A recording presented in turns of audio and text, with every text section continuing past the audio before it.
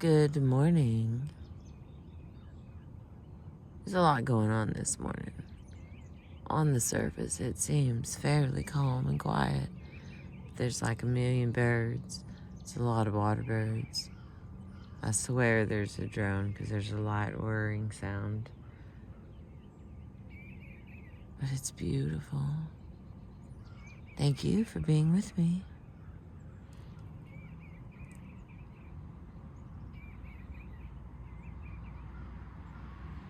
It's pretty early, so we're a little bit pre-traffic, but I expect it to pick up.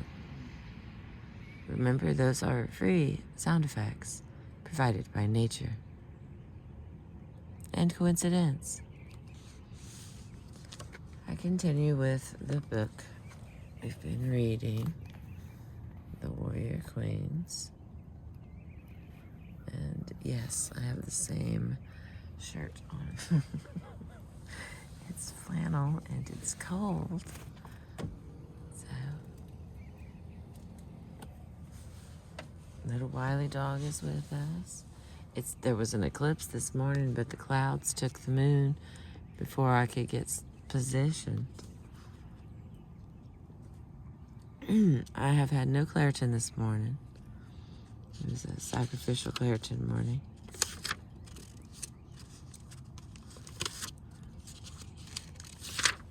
Okay.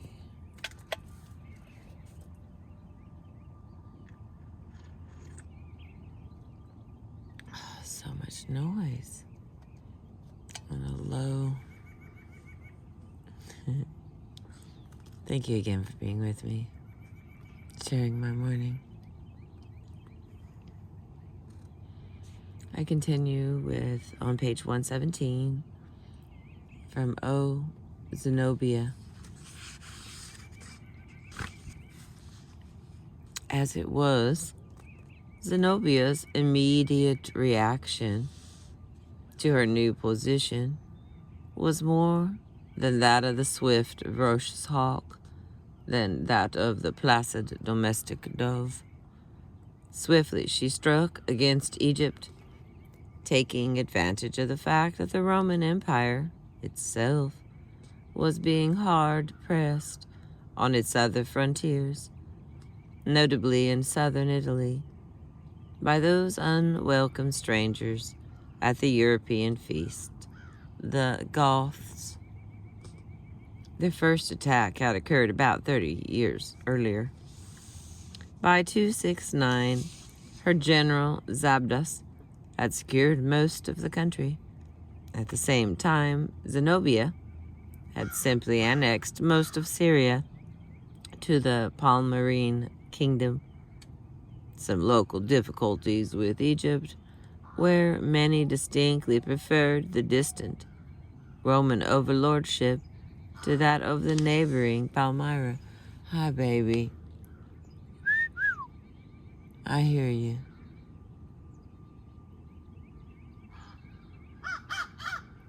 Well, that was unnecessary. I like the sweeter noise better.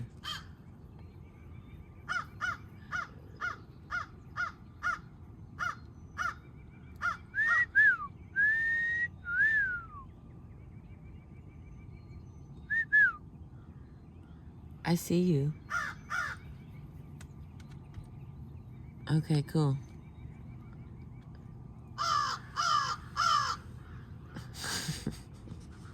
There's a lot going on. I'm very distracted.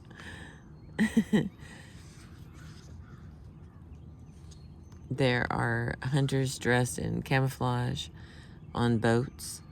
And so the crows have been going around warning everybody where they're at this morning.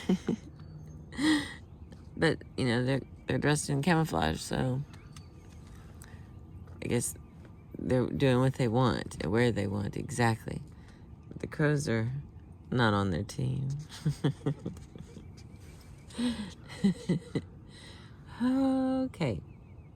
I mean, that was fair, right, friends? Like, all of a sudden, the birds came to say hello. And now that's over. All right. How far back do I go to catch myself up? By 269, her general Zabdis had secured most of the country. At the same time, Zenobia had simply annexed most of Syria to the Palmyrene kingdom. Some local difficulties with Egypt, where many distinctly preferred the distant Roman overlordship to that of the neighboring Palmyra, meant a second campaign by Zabdas. But in neither case, Egypt or Syria, was the beleaguered Roman Emperor Gallienus in any position to protest. It was then the turn of Asia Minor. By 270, Zenobia had conquered as far as Bithynia, which commanded the Bosphorus, only at Chalcedon, where the gates closed against the Palmyrenes, who, far from their base, could not take the city.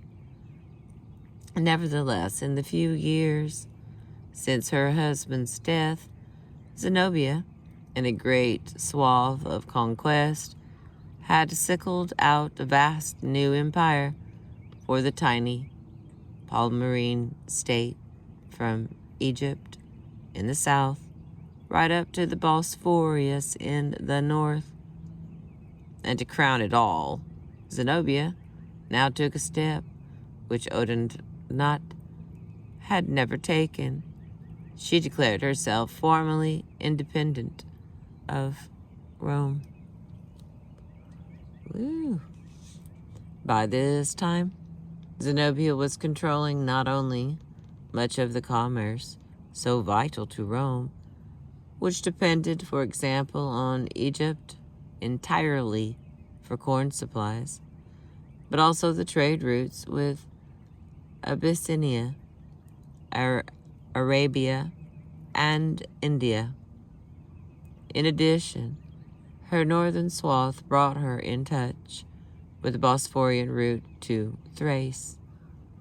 Yet, despite the menace of this eastern situation, the Roman emperor still preferred, however grudgingly, to allow some form of concordant with Zenobia, while the still greater Gothic threat remained to be eliminated. In the words of the Scriptures Historiae Augusta, on the fortunes of Rome at this point, now all shame is extinguished, for in the weakened state of the Commonwealth, even women ruled most excellently. Whether Zenobia ruled excellently or not, depending on one's view of extended conquest, she certainly ruled, and with a deliberate pomp which pointed most magisterially back toward that of Cleopatra. Even the gold vessels used at her banquets were said to have been those bequeathed by the great queen. Furthermore, Zenobia established a court, known, however briefly, for its intellectual brilliance, as well as the more material corrugation of its jewelry. Prominent among the scholars and men of letters who surrounded her at her invitation was Cassius Longinus, the eminent writer on Greek rhetoric and philosophy, himself probably Syrian. Then there was Callinicus Sutorius, originally from Petra, a sophist and historian who had taught at Athens. It was Callinicus who actually wrote the history of Alexandria, significantly, capital of the Ptolemies, which was sometimes ascribed to Zenobia herself. But then the desire, however wistful, to be known as a published scholar is not in itself an ignoble ambition for a prince or a princess. Moreover, Zenobia's was an empire founded on tolerance rather than exclusivity. Her benevolence toward the Jews of Alexandria had been mentioned. According to tradition, she also established relations with Paul of Samosata, the Christian bishop of Antioch, condemned for certain doctrinal errors at the Synod of Antioch, held in 268.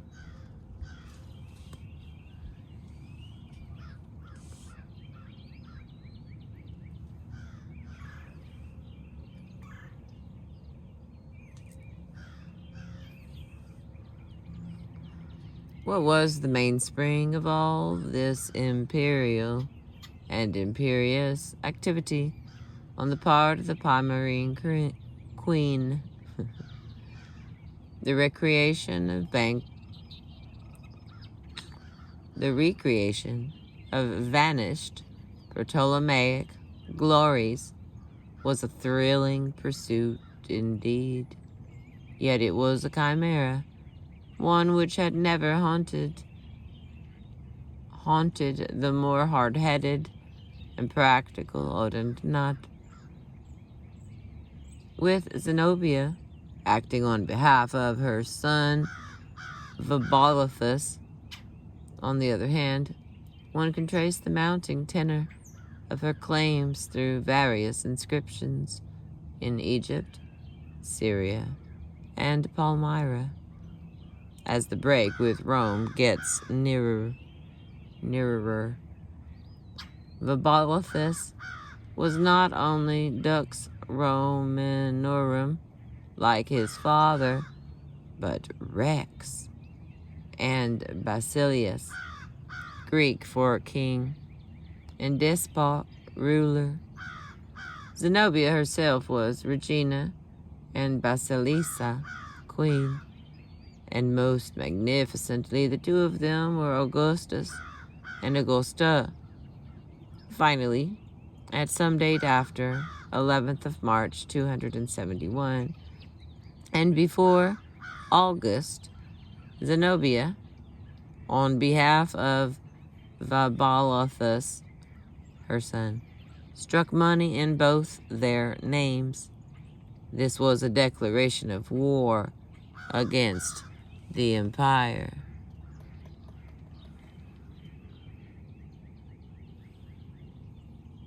Good morning.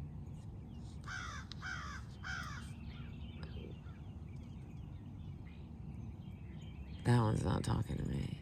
But the flicker.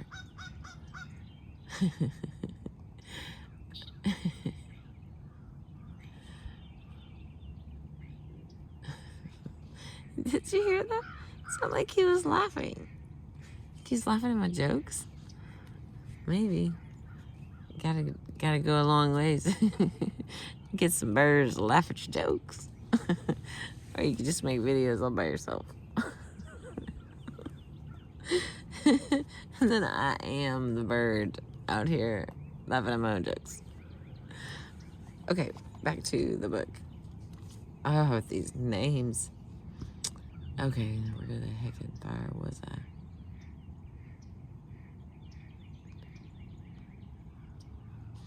By this time, oh my lord, we've only read 2 pages.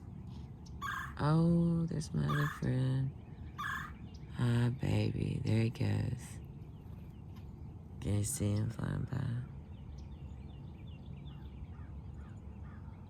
One of those grays, I guess. Blue. There goes his angry friend.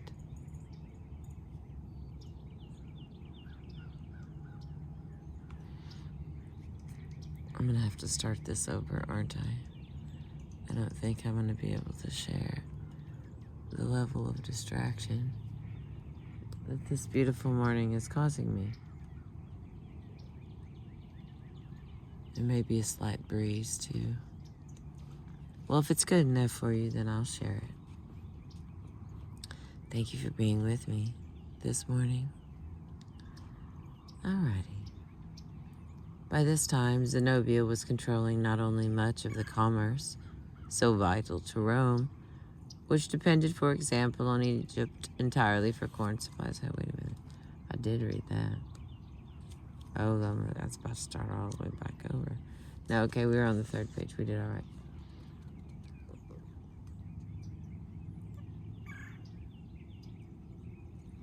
The French authority on the history and customs of Palmyra, J.G. Fiverer, knew the answer to Zenobia's driving force. For the impartial historian, he wrote, one trait dominates her character, une ambition féroce, insatiable. One may be far more partial towards Zenobia, sympathetic to the problems which she overcame, and to the near miraculous achievements which, for however short a span, were hers, and still find the answer to be the right one. How else could she have urged her troops on that extraordinary sweep of conquest? How else set up her Cleopatrine court if she had not been animated by ferocious and certainly insatiable ambitions? This is whether Zenobia, as a type of warrior queen, parts company significantly with Boudica and with many others of the Boeotian ilk, who for one reason and another were driven into a military solution. Unlike Boudica, Zenobia had not been wronged. She had not been scorched. Her daughters had not been raped. The Romans had not taken over her people's land, nor imposed lethal taxes upon Palmyra. Following the pattern of Odenat, there was an opportunity here for renewed Palmyrene aggrandizement, while the empire remained weak, even if the Palmyrene archers, no longer supplemented by Roman legionaries, would have to look out for the Persian enemy on their other frontier. But Zenobia, and this indeed, like Cleopatra, preferred a bolder course.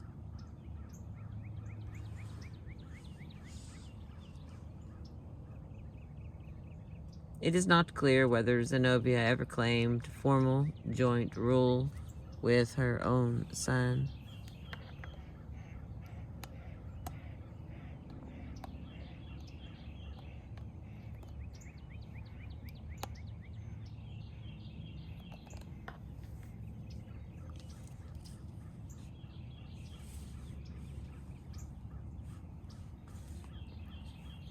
And since she enjoyed effective power during Vibalathus' youth, one can only imagine how she would have dealt with the problem of his majority had the Palmyrene Empire survived so long.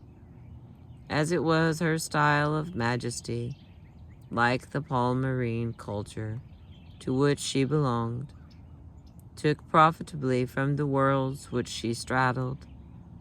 Symbolically, the vast oriental jewel which hung from her helmet was not the kind of brooch generally worn by a woman, but that of Eastern kings. For Zenobia copied the regal pomp of the Persians in her banquets, and the obeisance she received. On the other hand, she stepped forth to public assemblies like the Roman emperors. Zenobia was the type of striking and intelligent woman whose original appendage status is soon forgotten. When she, enveloped masculine carapace, was broken, carapace, she stepped out from the fragments of the shell with zest. Zenobia was not to be allowed to pursue her daring course with impunity forever. It is generally and plausibly believed that the new Roman Emperor Aurelian took the initiative in what followed. The time was at last propitious. Aurelian, a general who probably originally came from Lower Moesia, had done well in northern Italy against the invading Alemanni and Juthungi. The Dalmatian invasions were for the time being held off, and at the home, a revolt in the Senate had been quashed. I knew it. Hang on, guys. Somehow, some way, parked where the sun will rise.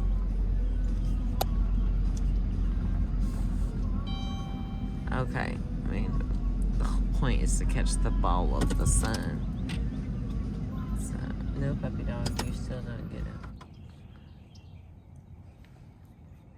I think I should probably give warnings, but maybe I'm not as good at that as I used to be. So I don't spend all my time around little children's.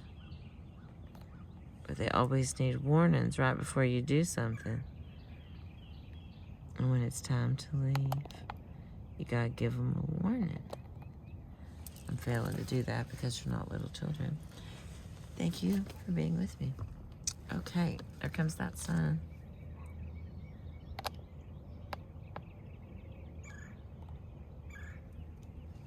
Oh, it's so big and beautiful. Going down last night was beautiful too. Oh, like a perfect, bright, burning orange. It's beautiful. I did not film it, but I took a couple of pictures. It goes down pretty fast. You know, once it's dropping, like it's hot. Back to my book, sorry.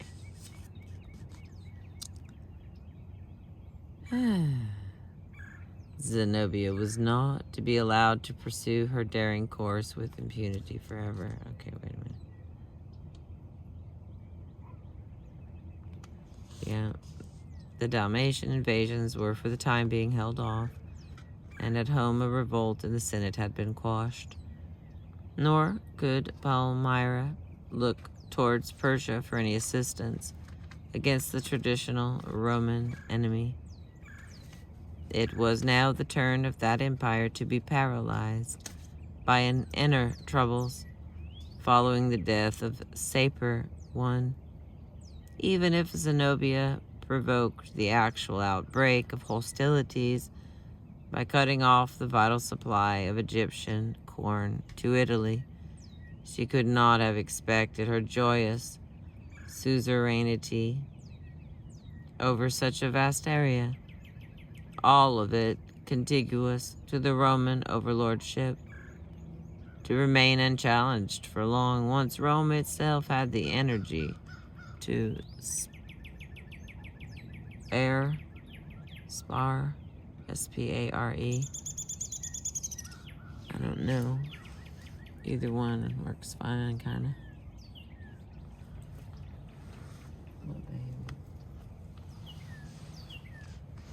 Aurelian's first task was to secure the request. Aurelian's first task was to secure the reconquest of Egypt under the generalship of Probus. This was not a task which presented too many difficulties, since the Palmyrene presence was still the cause of much Egyptian resentment. At a conference at Palmyra itself, on the other hand, in August 271, a bare year since Zenobia's bold essay of independence, pledges of loyalty were given to the family of Odentenot, in effect to the queen. 2 oracles were now consulted by the Palmyrenes concerning the fate of their eastern empire. The Apollo Sarpedonius at Seleucia, and the Venus Aphacticus of Aphaca in Syria. On a grander scale, it was a situation reminiscent of Boudica's rally when she first evoked the goddess Andraste, and then released the hair from the folds of her skirt as a species of divination. But the hair, doubtless by careful stage management, had run off in an auspicious direction. The Apollo Sarpedonius returned an answer which indicated that he found the mere inquiry odious. "Accursed race, avoid my sacred fane, whose treacherous deeds the angry gods disdain." As for the Venus of Acticus, she declined to instigate the phenomenon of a rounded, airy figure appearing from a lamp of fire, which sometimes greeted the fortunate, and the Palmyrene offerings at her cistern floated unhappily on the surface, a sign that the goddess had rejected them. As things turned out, Boudica's auspiciously lolloping hair proved to be a false prophet, whereas the Apollo Sarpedonius and the Venus Aphacticus could have claimed the satisfaction in some pantheon where they had gloomily colloquy with each other of getting things absolutely right. I'm like, okay, that's a super long sentence. I'm not gonna count all the words. Let me try it again. Bear with me. Good morning, babies.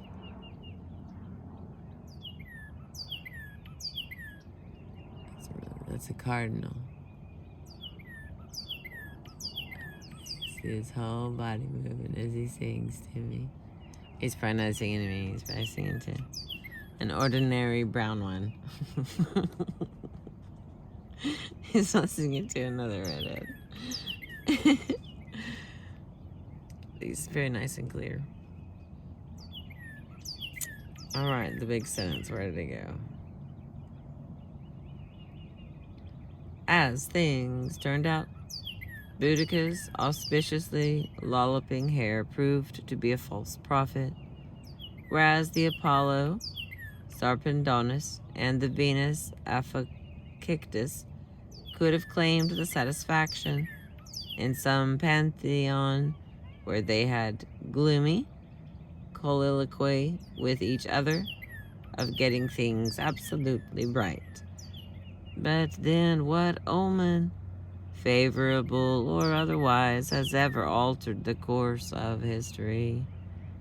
The fact was that with a strong Roman presence back on the eastern scene, the luck of Zenobia and Palmyra was fast running out. Aurelian's first campaign took him as far as Ankara. The city duly opened its gates, since the Palmyrenes had not left behind a garrison, either because Ankara was judged too far from the center of operations, or because they had insufficient troops to do so. The first resistance encountered by Aurelian was in the defiles of Taurus, commanded by the city of Tyana, which the Palmyrines held, possibly aided by treachery. Aurelian was able to prevail, but he did not permit his troops to sate themselves on pillage in the customary manner.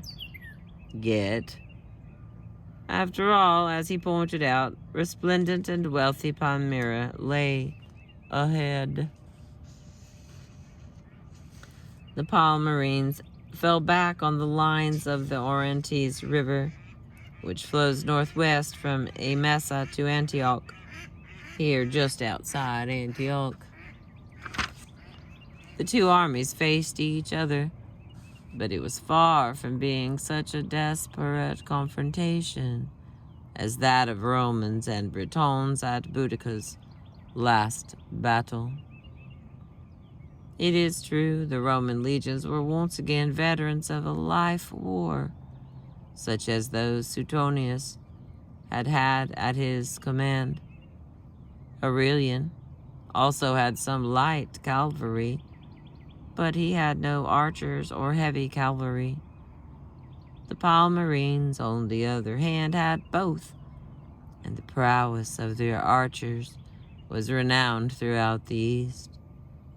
Zenobia's line of battle consisted of a line of archers on foot, with an imposing mass of both cavalry and infantry behind. Unfortunately, her cavalry, famous too for its zest and power, had a tendency to lose touch with the infantry due to the unchecked depth of its charge. In the battle which followed, with Zenobia seen galloping alongside her troops, although transmitting orders through her general Zabdas, this lack in restraint on the part of the Palmyrine cavalry proved crucial. Zosimus tells us that the Romans pretended to flee, luring the Palmyrines on until both men and horses were thoroughly tired through the excessive heat and weight of their armor. As a result, the Palmyrine cavalry was cut off and subjected to the most frightful slaughter. Following this reverse, it even took a trick on the part of Zabdas to secure his re-entry to Antioch. He pretended to be leading in the captive Aurelian. Since the waning fortunes of the Palmyrines were evident to their subjugated neighbors, Zenobia, pursued by Aurelian, now fell back on Emesa, and it was here, on the banks of the Orontes, some 5 or 6 miles north of modern Homs, that her last battle took place. According to Zosimus, Zenobia at this point still had, out of those Syrians loyal to her, 70,000 men. But Aurelian's own troops, augmented by reinforcement, may be this stage have been almost as numerous. The battle was long and fierce, but in the end, the fiery Palmyrines, for all their archers and their cavalry, were no more match for the seasoned Roman legionaries than the warriors of the Iceni had been, with their decorated shields, chariots, and long swords. The Roman staying power could not be gainsaid. Once again, Palmyrine cavalry failed to reform after its initial charge, and the emperor was able to throw in his foot soldiers against them. The slaughter was promiscuous. Wrote Zosimus, some falling by the sword and others by their own and their enemies' horses. The field was covered with dead men and animals. So fell the flower of the Palmyrene aristocracy. But Zenobia did not fall. After a grim council of war, the decision was taken to abandon Emesa for the base stronghold of Palmyra, where at least the Palmyrenes would not have to contend with growing Syrian hostility. Zenobia's withdrawal across the desert to Palmyra, a distance of perhaps 100 miles, was something to which custom had habituated both her and her Arab troops. Aurelian's pursuit, given the terrain and the ability of the nomads who inhabited it to harry him, was more of an ordeal and thus more of an achievement. And once he had arrived to set up his blockade, Palmyra's isolated position, with the caravans no longer active, told against her rather than her enemies. In the subsequent siege, it was famine as much as anything else which ravaged the inhabitants. Zenobia, however, had not lost her spirit. It was at this point that her chronicler has her engaging in a correspondence with Aurelian on the subject of surrender. Aurelian was already publicly bemoaning his fate in being matched against a woman, in that passage quoted earlier, as if Zenobia was contending against me with her own strength alone. To the queen herself he wrote in contemptuous terms, "And you, O Zenobia, may pass your life in some spot where I shall place you in pursuance of the distinguished sentence of the Senate. Your gems, your silver, gold, silk, horses, camels, being given up to the Roman treasury."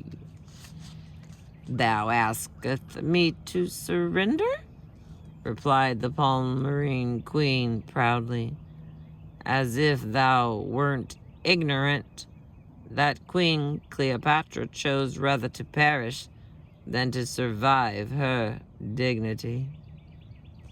In answer to Aurelian's indignant question, "O Zenobia, hast thou dared to insult Roman emperors?" she answered, "Thee I acknowledge to be emperor, since thou hast conquered, but the rest of them, including Gallienus, she did not consider worthy of the name of chief princeps." She added, "Believing Vitruvia to be a woman like me, I desired to become a partner in the royal power, should the supply of lands permit." All right, little side note here. Victoria, or Vitruvia, the influential mother of the rebel Gallic Emperor Victorinus, who succeeded Postumus in 268-269. She also helped the next Gallic Emperor, Tetricus, to power. That was the side note.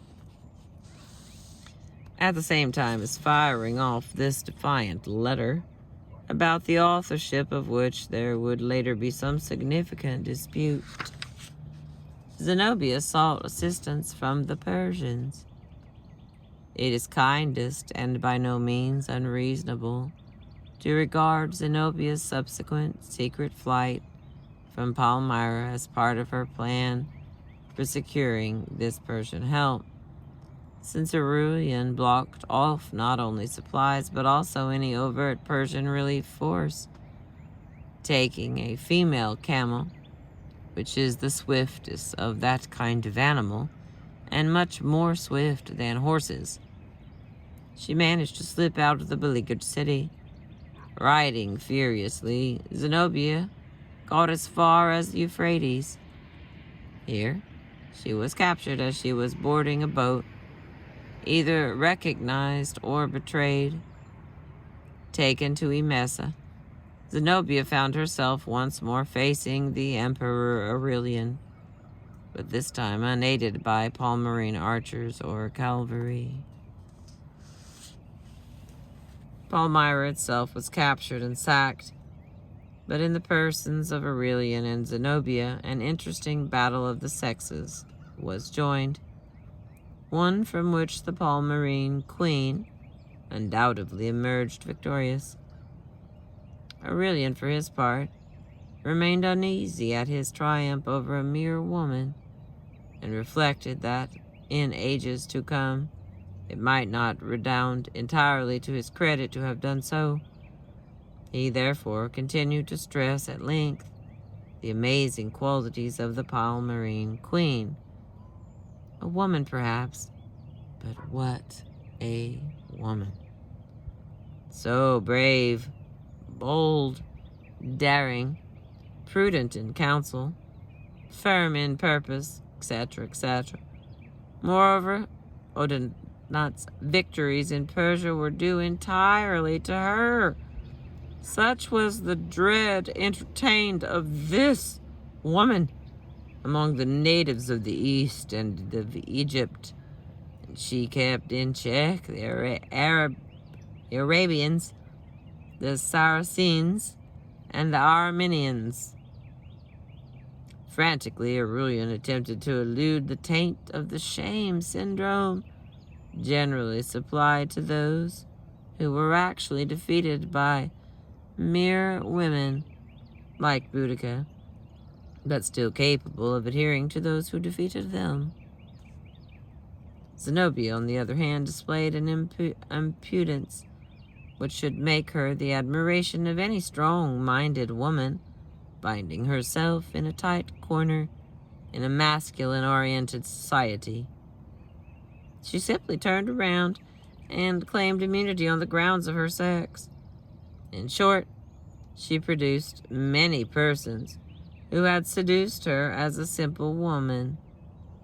Even her bold letter of defiance to Aurelian was now ascribed to the scholar Longinus, although another scholar, Nicomachus, asserted to the contrary, that Zenobia had dictated the letter to him personally in order that he should translate it into Greek.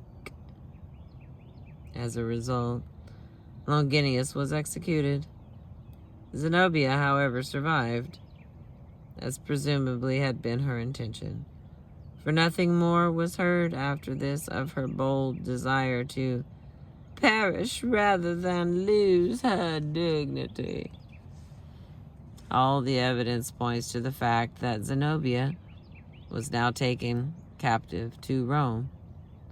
Zosimus is the only dissenting voice, but then, in suggesting that Zenobia died on her way to Europe by her own hand, he was manifestly trying to emphasize the identity of Zenobia with Cleopatra. Other versions agree with a wealth of circumstantial detail that Zenobia reached Italy in safety, where she was obliged to walk in the emperor's triumph.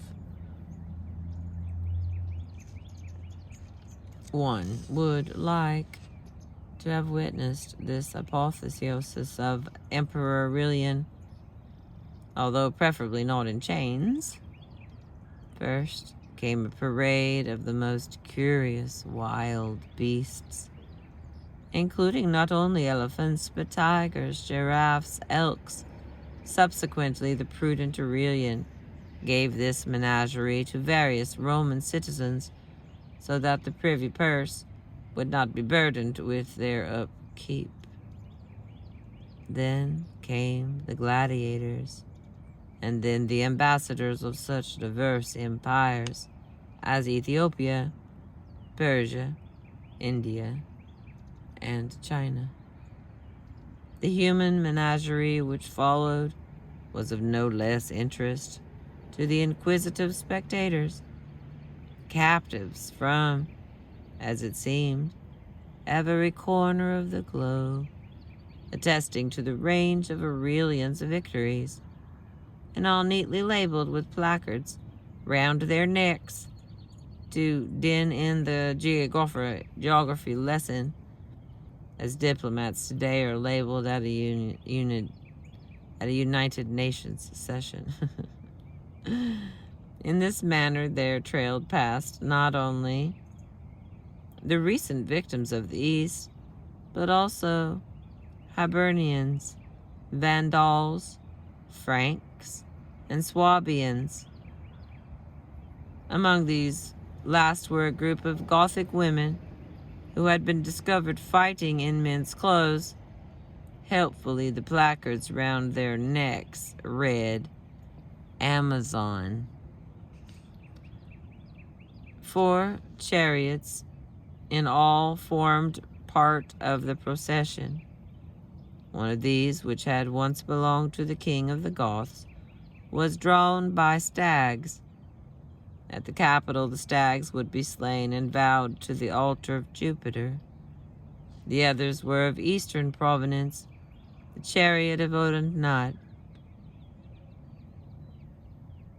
adorned with silver and gold, the chariot given to Aurelian by the emperor of Persia, and the chariot of Zenobia, that chariot in which she had often disdained to ride, preferring with her masculine energy the hardihood of horseback. It was indeed Zenobia herself, walking in front of her chariot, who was the focus of every eye. She bore no placard round her neck, nor was she labeled Amazon, or for that matter, Pensilia or Hippolyta. Nevertheless, the half-fainting Palmyrian queen, for once she might have been glad of that chariot, shackled by golden fetters and weighed down by the very mass of those jewels she had once so proudly displayed, stood by her very presence for Aurelian's victory in the East, much as the Greeks' heroes' legendary victories over the Amazons had symbolized the victory of Greeks over the barbarians. Zenobia, the great survivor, survived the ordeal of the triumph. She did more than that. She built a new life. At some later point, she seems to have married a Roman senator. At any rate, she was able to retire in affluence to a villa granted to her by the Roman state at Tibur or Tivoli, near that of Hadrian.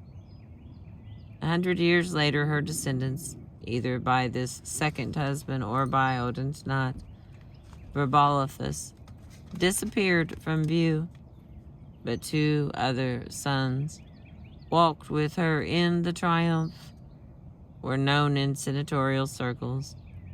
The 5th century bishop of Florence, Zenobius, may have owed his unusual name to a still remembered ancestress. Zenobia's instinct for survival, unlike her forcible marital chastity, has received bad press from historians, although one can detect a certain gloomy satisfaction at finding a woman, however bold on the field, choosing to behave really badly in a genuine crisis. Theodore Mommsen thundered, Zenobia, after she had for years borne rule with masculine energy, did not now disdain to evoke a woman's privileges and to throw the responsibility on her advisors. Gibeon was more philosophical. As female fortitude is commonly artificial, so it is seldom steady or consistent.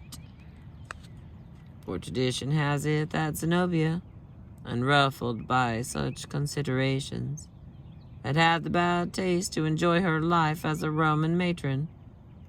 She held a fashionable salon in her villa, where only her outlandish Roman accent, but then she did speak Greek, Aramaic, and Egyptian, betrayed her exotic origins. As Zenobia dispensed hospitality and perhaps told stories of her tribulations, walking in the triumph, or even tales of desert rides, did she ever dream of that female camel, the swiftest in the business? Aurelian was obliged to return to Palmyra. There he quelled another insurrection. Finally, both Palmyra and Alexandria were plundered to excess, and the Palmyrene civilization passed away.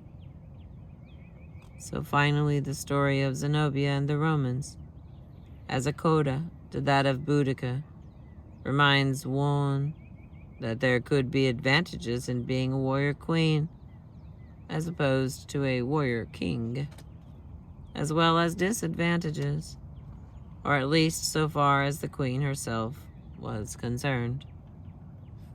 Boudica was scorched and her daughters raped, which it has been suggested was a deliberate outrage on the part of the Romans connected to Boudica's sex. Zenobia, on the other hand, betrayed Longonius with impunity. If one leaves out of account her short, bejeweled travail on foot, the only a weak woman syndrome, I am as good as or even better than a man when I ride to victory, but I'm only a weak woman when I'm defeated, is also part of the history of the warrior queen. None of this should detract from the achievements of Zenobia in her prime. There is a figure of Arab legend called variously Ziba al-Zaba or Azaba, a beautiful warrior who leads her troops to victory in a series of confrontations, as well as indulging in some wily tricks based on her own charms. Ziba has two fortresses on the left and right banks of the Euphrates. In some stories, her sister, called Zainab, the Arab version of Zenobia, occupies one of them, and in one legend at least remains chaste.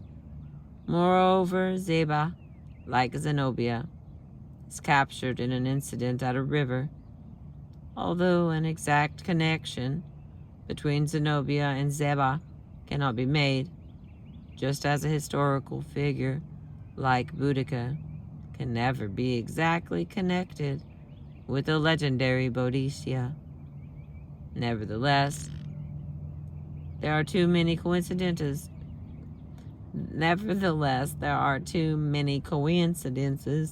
between them to dismiss it altogether. It therefore seems fitting, as we go forward on the long march of Boudica's mythical history, to remember that Zenobia also has her own lively myths in her own Arab culture. Zainab is a popular name in Syria today.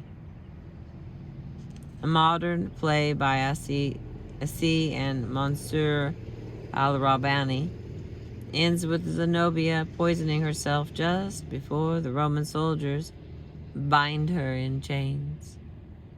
She dies with the words, "Oh, liberty," on her lips, and her mourning people promise themselves never to forget her or the idea of liberty. It is good to bear this Arab heroine in mind, for we shall find the chaste Zenobia appearing from time to time in a somewhat pallid disguise in Europe. Here's a little note. That lovely form enshrines the gentlest virtues, softest compassion, unaffected wisdom, to outward beauty lending higher charms. That's the end of that part. As an 18th century play had it, it is difficult to imagine this beauteous mourner, raising her suppliant voice. Suppliant? suppliant voice, for mild humanity, carving out an empire from Egypt to Asia Minor, in defiance of Rome itself. O Zenobia, hast thou dared to insult Roman emperors? Wrote Aurelian to the real life queen. She had and she did. It is Zenobia's courage which links her to Boudica. Her ambition and her instinct for survival sets her apart. And that is the end of chapter 8. We'll be starting part 2 next. And the end of chapter 8 was on page 128. And chapter 9 starts on 131. It'll be Matilda, daughter of Peter.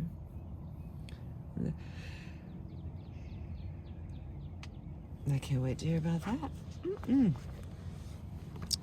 We did it, friends. Another day. We have done it again. Thank you for being with me. I appreciate you.